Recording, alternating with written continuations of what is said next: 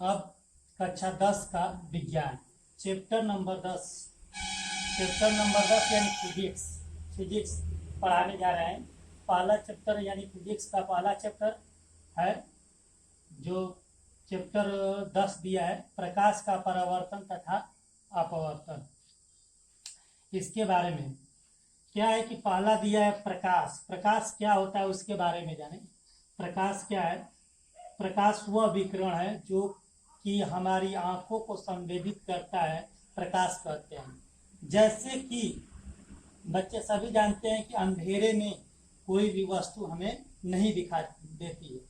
जब हम टार्च जलाते हैं या लैंप या मोमबत्ती जलाते हैं तो वस्तु दिखाई देने लगती है। इसका कारण क्या है कि जब हम टार्च या बल्ब या मोमबत्ती जलाते हैं तो उससे निकलने वाली किरणें वस्तु पर पड़ती है और वस्तु से टकराकर वो हमारे आंखों तक पहुंचती है, इसलिए वो वस्तु हमें दिखाई देने लगती है। उसे हम क्या कहते हैं? प्रकाश कहते हैं। ऐसा ही है, उसी को हम प्रकाश कहते हैं। वह विकिरण जो कि हमारी आंखों को संवेदित करता है, संवेदित मतलब दिखाई करता है, उसे हम क्या कहते हैं? प्रकाश कहते हैं। ये है। अब अगला है प्रकाश का परावर्तन। परावर्तन क्या होता है? परावर्तन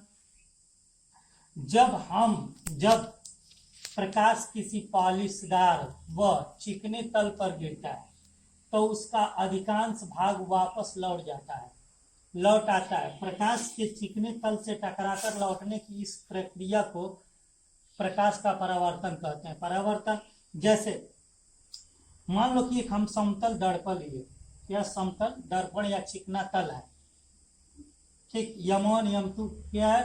दर्पण है। इस पर एक क्या काम करते हैं? ये पॉलिश सतह है, पॉलिश नीचे मतलब पॉलिश सतह है, ऊपर चिकनी यानी परावर्तक तल है जिससे टकराकर वापस जाएगी। जैसे हम क्या काम करते हैं कि यहाँ से किरण आती है और यानी आने वाली किरण को आपतित किरण कहते हैं। आने के बाद ये टकराकर फिर वापस चली जाती है। जब वापस किरण जाती है उसे परावर्तित किरण कहते हैं।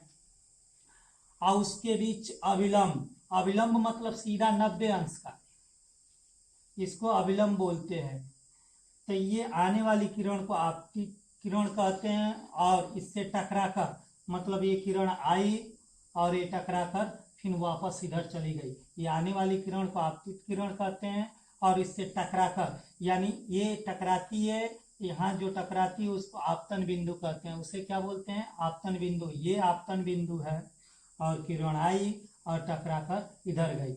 इस पर एक अविलंब बनाते हैं। अविलंब मतलब सीधा 90 अंश का कोण। मतलब क्या है कि सीधा 90 अंश का कोण बनाते हैं, सीधा खींच देते हैं अविलंब। तो अविलंब और आपतित किरण के बीच में जो कोण बनता है उसे आपतन कोण कहते हैं। उसे आई से लिखते हैं, उसे क्या बोलते हैं? आपतन कोण बोलते हैं। और अविलंब और परावर्तित किरण के बीच जो कोण बनता है उसे परावर्तन कोण कहते हैं, उसे परावर्तन कोण बोलते हैं। इसे लिखते हैं R से।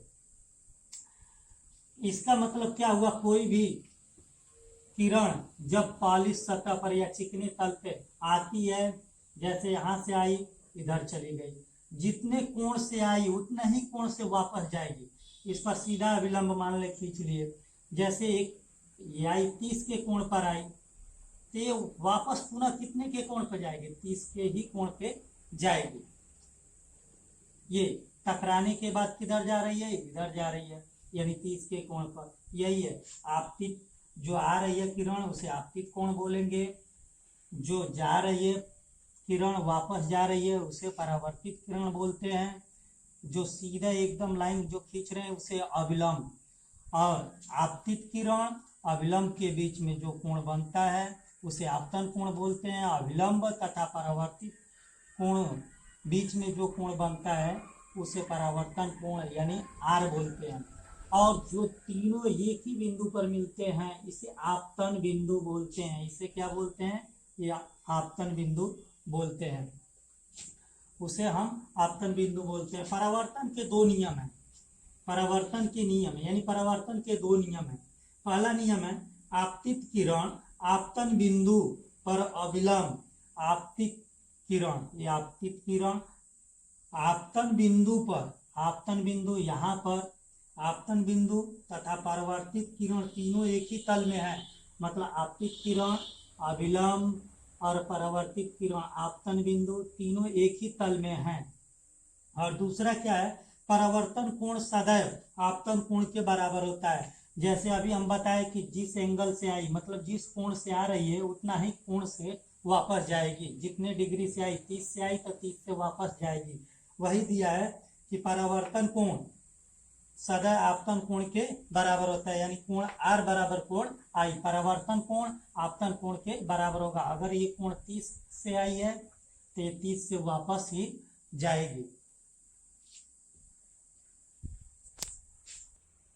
अगला है प्रतिबिंब। उसी में प्रतिबिंब, प्रतिबिंब क्या होता है, यदि प्रकाश की किरणें किसी वस्तु किसी बिंदु से चलकर परावर्तन के पश्चात किसी दूसरे बिंदु पर जाकर मिलती है अथवा किसी दूसरे बिंदु से आती हुई प्रतीत होती है तो इस दूसरे बिंदु का प्रतिबिंब कहते हैं। ये दो प्रकार के होते हैं, प्रतिबिंब और बिंब। क्या होती है प्रतिबिंब, प्रतिबिंब क्या होता है और बिंब, बिंब वो होता है जैसे मान लेते हैं कि एक दर्पण है, ये दर्पण है, दर्पण मतलब शीशा, चिकने तल जो भी है। मान लेते हैं हम यहाँ खड़ा हो गए, यहाँ खड़े होके, जिसको हम दर्पण मतलब हम आईना बोलते हैं, आईना।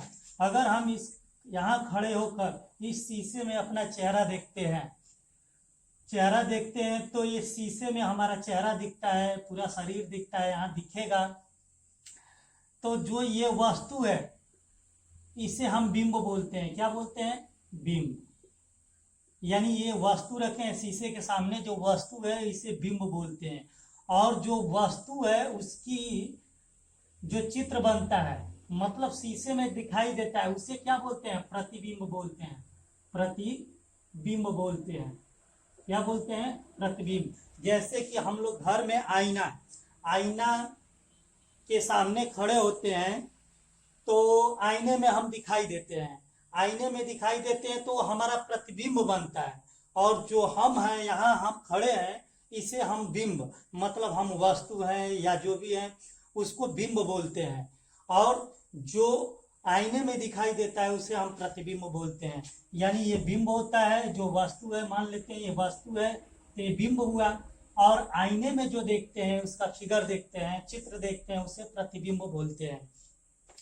ये हुआ बिंब और प्रतिबिंब। हाँ, आईने में क्या होता है, जब देखते हैं तो दायां भाग बायां दिखाई देता है, बायां भाग दायां दिखाई देता है।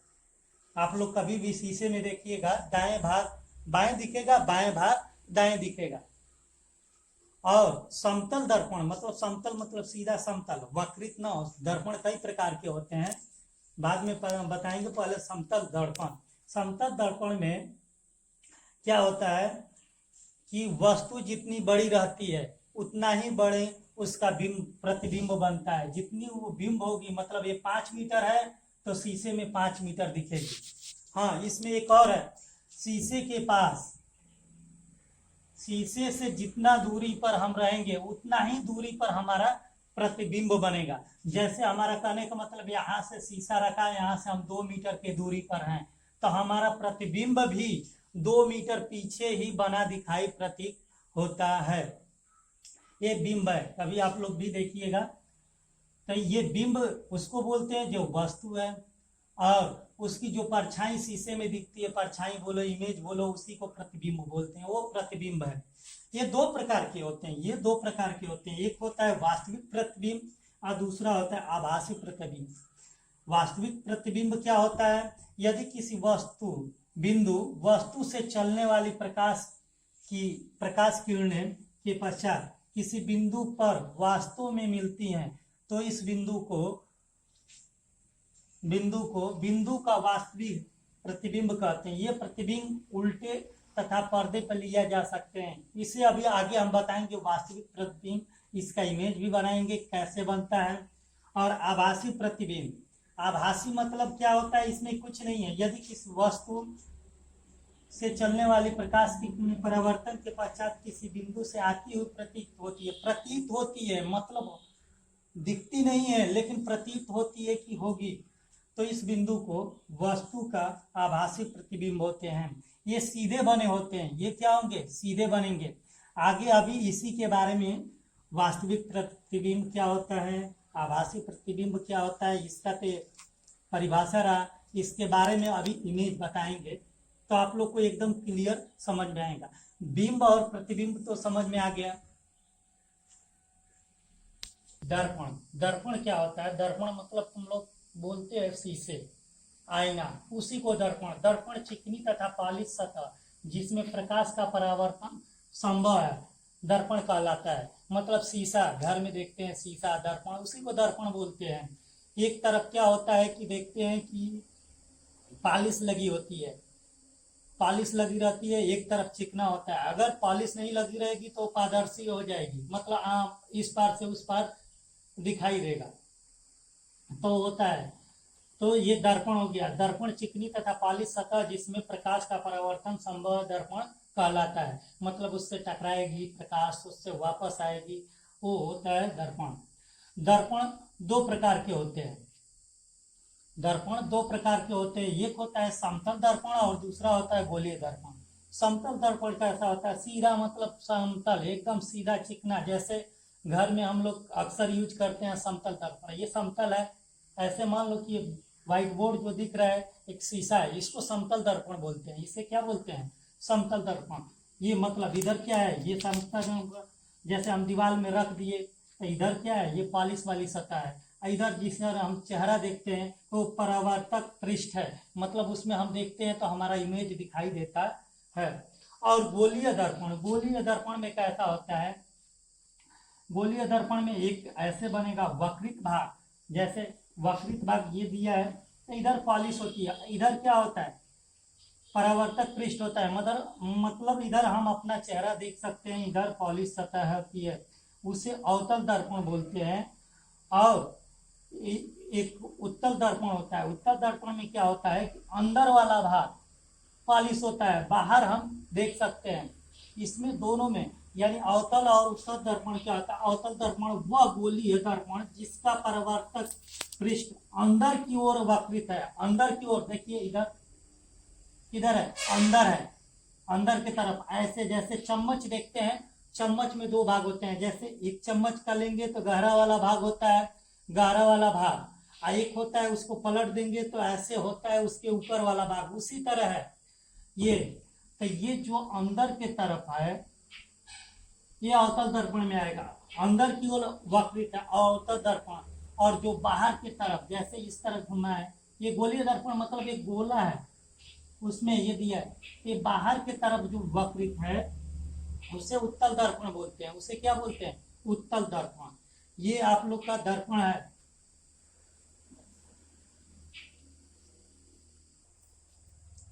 हाँ, ये रहा अवतल दर्पण और उत्तल दर्पण। इसके बारे में अगले वीडियो में हम बताएंगे।